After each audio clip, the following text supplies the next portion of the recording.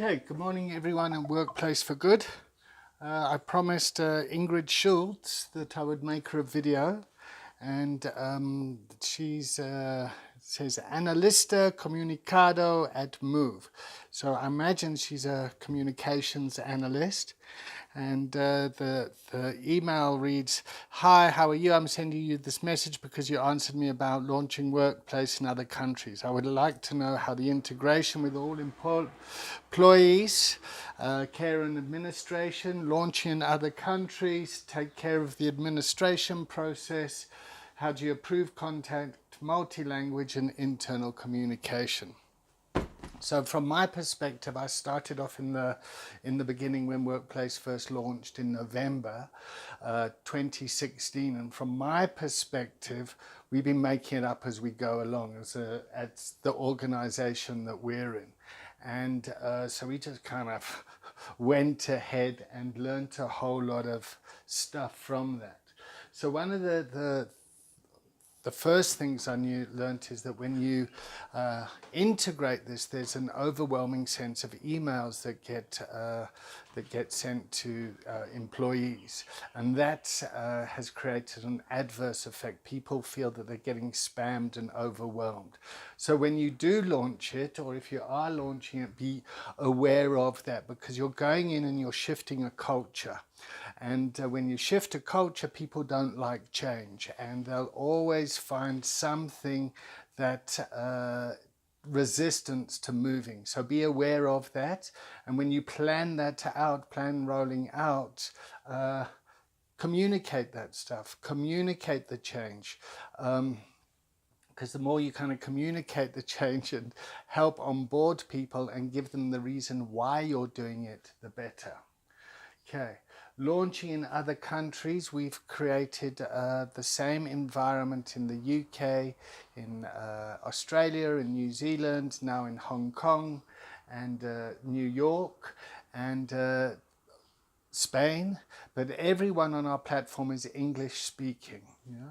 So it's quite easy to transition from to get to use the environment. What we haven't dealt with is the multiple languages. However, when you set up your profile, you can set under language settings to be able to write posts in multiple languages. When you set that up, you can post and in multiple languages, and also you can choose to read the posts in your own language, what language you'd like to read in. So when you're thinking about that and how you want to expand and what your organization's strategy is going forward, how can you start to think about that when you configure the environment? Okay, approval of content, because we just kind of went out there and stuck it out there. A lot of people thought it was a social media platform and start to post kind of inappropriate stuff. People would post live videos that could kind of impact the reputation of the organization that you're in. And me being the founder of the organization and driving it, I'm okay with that, because people get to play and to start to integrate with it. And I was running for 2 years where everyone was kind of, lots of people were administrators, and anyone could add anyone and post anything. What I've done now is I'm the main gatekeeper, the system administrator, and then the one below that I have one content moderator who will approve what's being sent out, and then everyone else is an administrator where they can just add people. And then to start to communicate the differences between secret groups, closed groups, open groups, and multi-company groups. And as you kind of educate the etiquette of what your platform's going to be. And that ties into internal communications. Yeah. So what is the message that you want to communicate to your employees? What's the culture you want to create?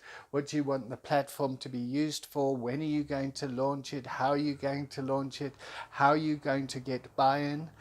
my suggestion is if you haven't got buy-in from the top, you're doomed from the beginning.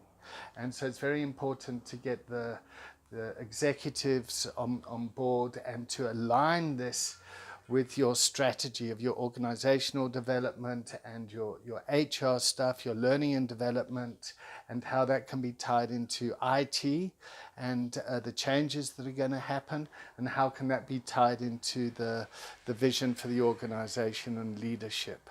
And so that you can bring all of those together to communicate very effectively. And the executives and leaders of the organization are going to have to start getting comfortable with posting live videos or not. I find that as it's been quite a hurdle to get over, it's kind of quite a cultural change, particularly for older people in the organization that are very used to email. And it's just going to be practice, practice, practice. So I get the guys to play, to have fun, and to be playful. And we have a group there which is called Unplugged, where people can just post anything and play. So I hope that was helpful. It's certainly been helpful for me to answer your questions from my perspective. It is a very powerful platform. Thank you very much, and workplace for good. Okay, bye-bye.